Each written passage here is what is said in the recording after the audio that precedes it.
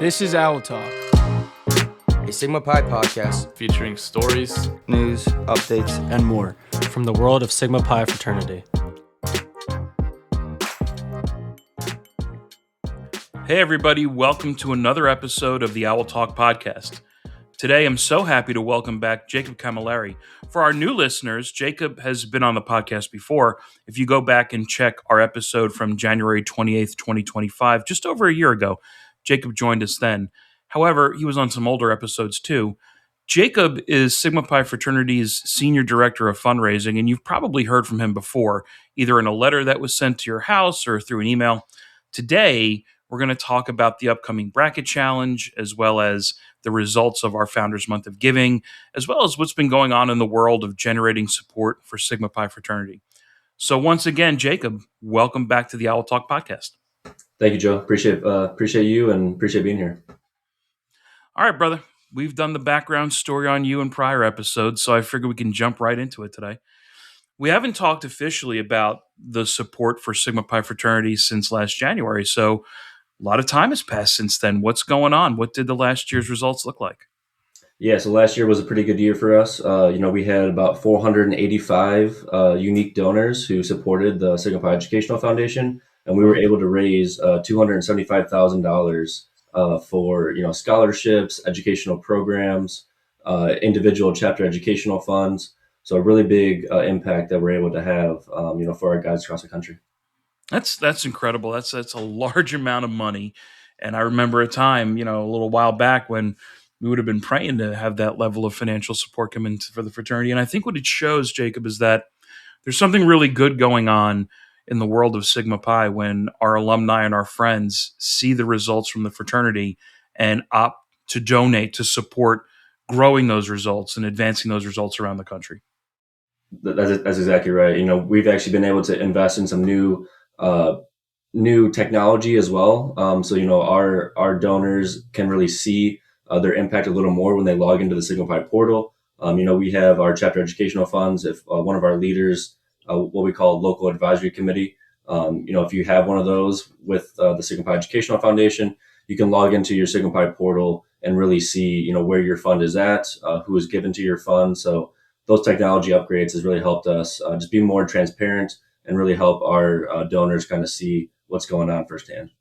Yeah, and as someone who manages a chapter educational fund for my own chapter, let me give a quick note to anyone listening who is also on the advisory committee for their local chapter educational funds. The access in the portal is great. It is up to date.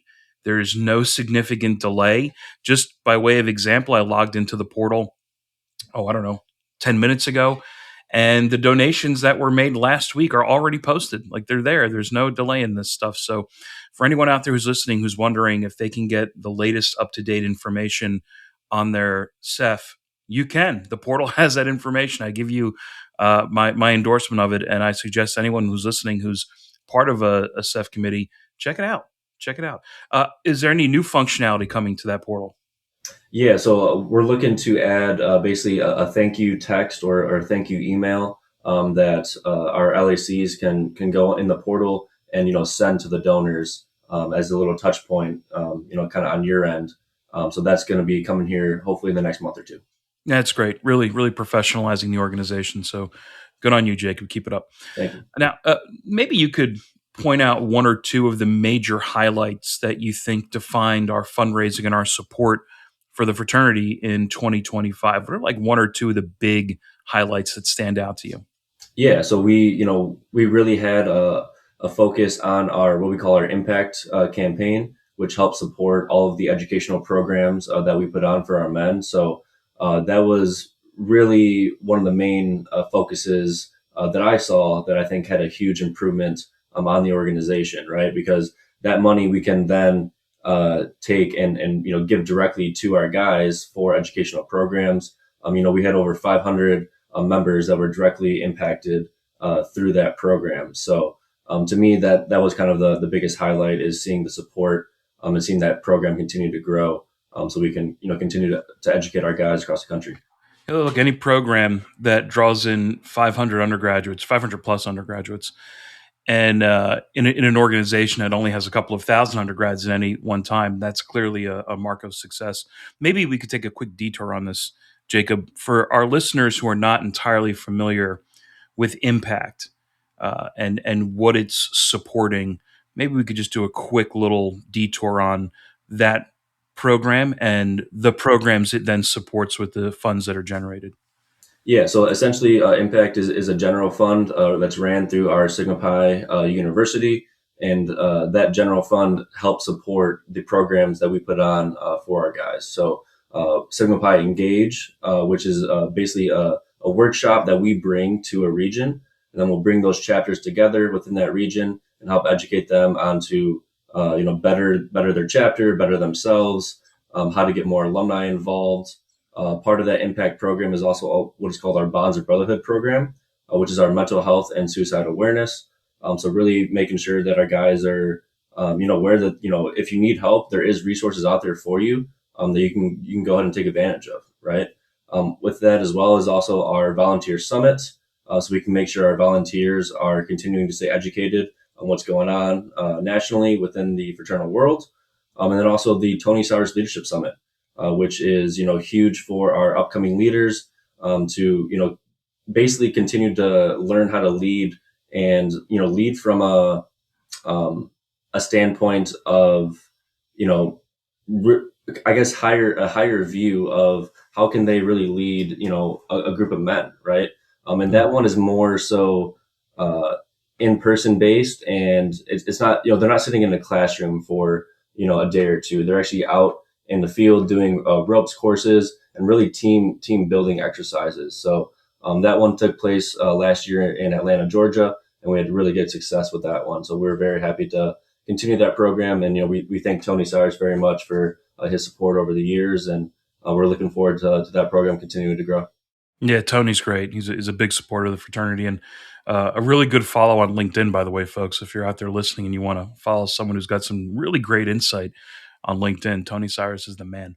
All right, so we're recording a couple of days after the Founders Month of Giving has come to a close, another big program of the foundation.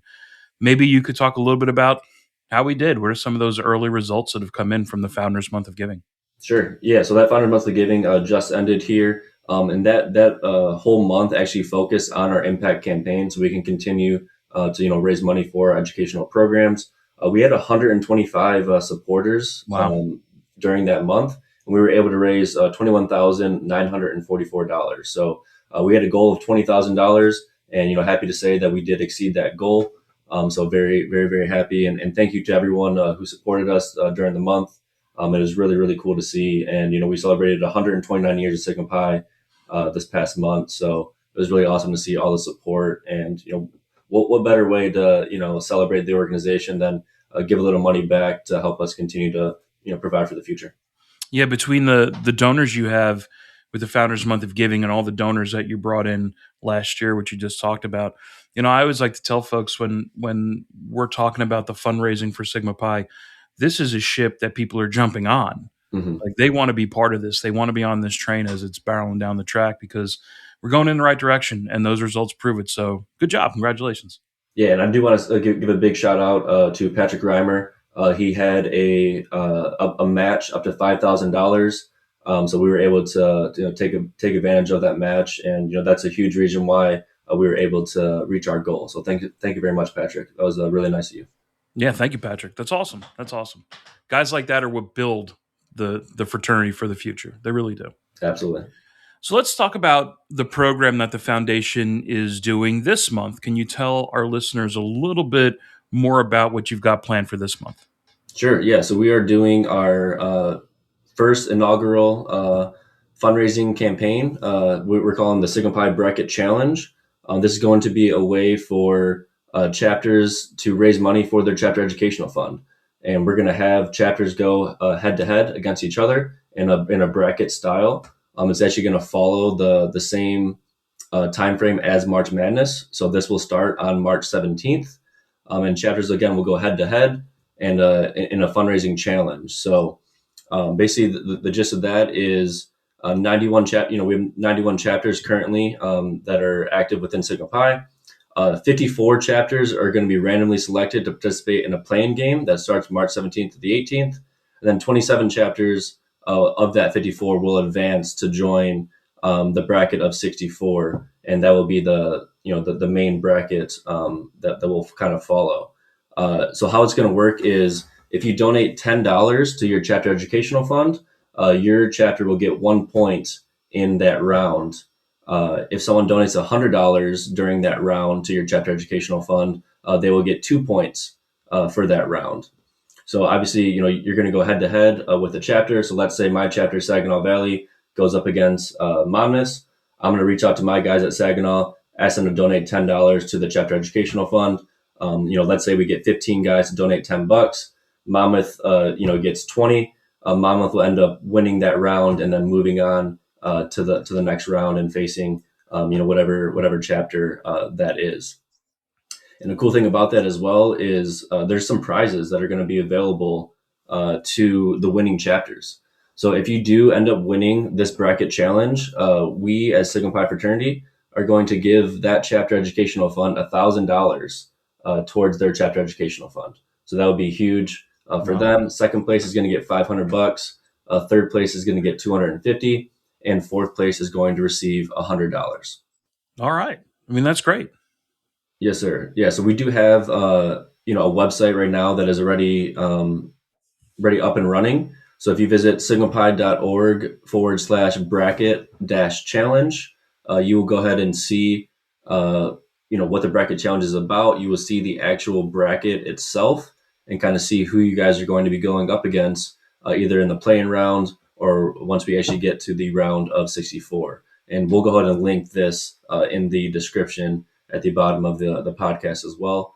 But yeah, go ahead and take a look at that. I will actually be hosting next Monday on March 9th at 8 o'clock Eastern. I'll be hosting an overview of this bracket challenge, showing you guys exactly how it's going to work. So I did send this invitation out to all chapter sages, all vice presidents, all chapter advisors, province archons, anybody who is on the local advisory committee for chapter educational fund. You should have got that email. So please join us next Monday for a little more in-depth overview, and I can obviously answer any questions that people have when it comes to that. But March 17th, this will start. So we're looking forward to kind of seeing this, seeing how this works and kind of having some friendly competition at the end of the day. So this bracket is already up and functional on the Sigma Pi website. That is correct, yes. And every chapter is essentially part of it, but there is a play-in round for some chapters. Correct. Yep. Because as the bracket normally works, only 64 teams can advance in the main bracket. With us having 91 chapters, we had to have a play-in round in order to kind of cut out who's going to end up being in the final bracket. So if you do go visit that website, you can see the play-in rounds and who you're going to be going up against. My chapter at Saginaw Valley will be taking East Stroudsburg on in the play-in round. So I'm looking forward to taking down Beta Xi. Oh, the Beta Psi guys are tough. You better watch out. Yes, sir. No joke over there. Bunch of wrestlers over there. They're going to twist you up. Right. So let me ask you this: if I'm an alumnus out there and I want to get involved, and I hear that this is supporting a chapter educational fund, but maybe I have never heard of a chapter educational fund for my chapter before, what happens? Like, what happens if I donate and my chapter does not have a chapter educational fund? Yeah. So actually, now about 3 or 4 months ago, our Sigma Pi Educational Foundation came together, and they decided to open up a chapter educational fund for every single chapter. So every single chapter does have a fund that is now available to them. On this bracket challenge website, you will see under the overview section where you can donate to your chapter educational fund. That will lead you to our donation page, and then the drop-down menu has a list of all the every single chapter. So all you have to do is find your chapter on that list, and we'll make sure that chapter gets credit.